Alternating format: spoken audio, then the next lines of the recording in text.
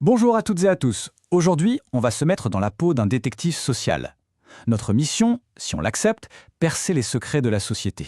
Mais attention, pas avec des opinions au hasard, non, avec de vrais outils statistiques bien rigoureux. Alors, prêt à mener l'enquête? On commence direct avec une énigme, un mystère tiré du monde réel. C'est une observation qu'on peut faire, un fait social. Mais comment l'expliquer? C'est un vrai casse-tête. Et c'est exactement le genre de question que les sciences économiques et sociales adorent résoudre. Parce que pour analyser la société qui nous entoure, avoir un avis, ça ne suffit pas. Le plus important, c'est d'avoir les bons outils pour y voir clair, pour regarder au-delà des apparences et des préjugés. Allez, on plonge dans notre boîte à outils. Et voici le tout premier outil de notre kit de détective, la loupe. En sociologie, notre loupe, ce sont les proportions. C'est ce qui nous permet de zoomer sur les détails et de révéler ce qui se cache vraiment derrière les chiffres bruts. Une proportion, qu'est-ce que c'est, au juste? C'est tout simple en fait. C'est juste une manière de mesurer le poids d'un petit groupe à l'intérieur d'un groupe plus grand.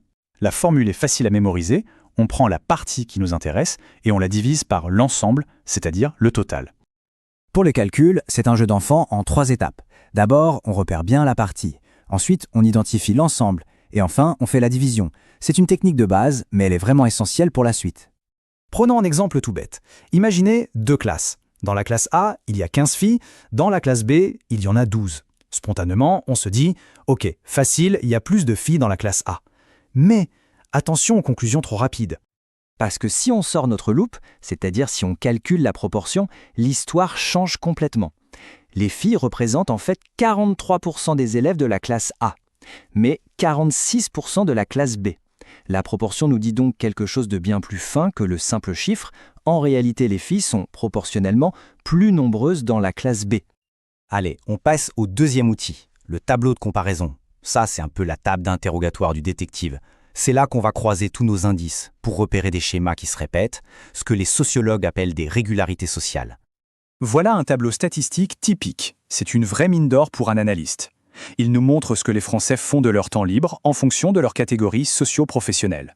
On peut comparer les groupes entre eux ou les pratiques entre elles. C'est très riche.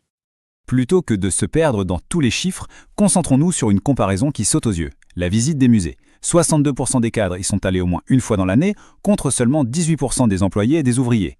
L'écart est juste immense. C'est un indice capital sur les inégalités culturelles dans notre société. Comparer à un instant précis, c'est une chose, mais un bon détective, il doit aussi comprendre comment les choses changent, comment elles évoluent. Et pour ça, il nous faut un troisième outil, notre machine à remonter le temps statistique.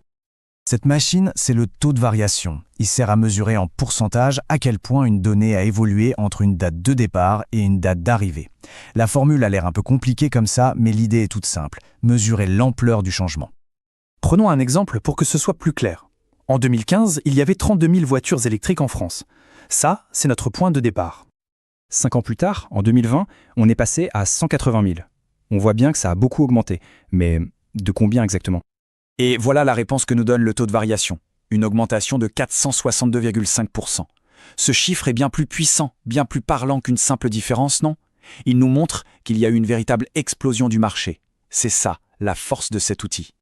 Bon, maintenant qu'on maîtrise nos outils, il est temps de les mettre au travail sur une vraie enquête sociale. Une question de société importante, est-ce qu'il y a un lien entre l'obésité et le milieu social d'une personne? Ce tableau nous donne des indices cruciaux pour notre enquête. Il montre la part de personnes obèses selon leur catégorie sociale à 2 moments différents, 2000 et 2020.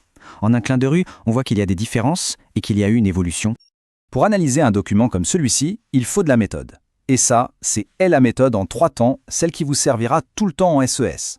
D'abord, on énonce l'idée générale, le constat. Ensuite, on le prouve avec des chiffres précis du document. Et enfin, on essaye de comprendre le sens de tout ça.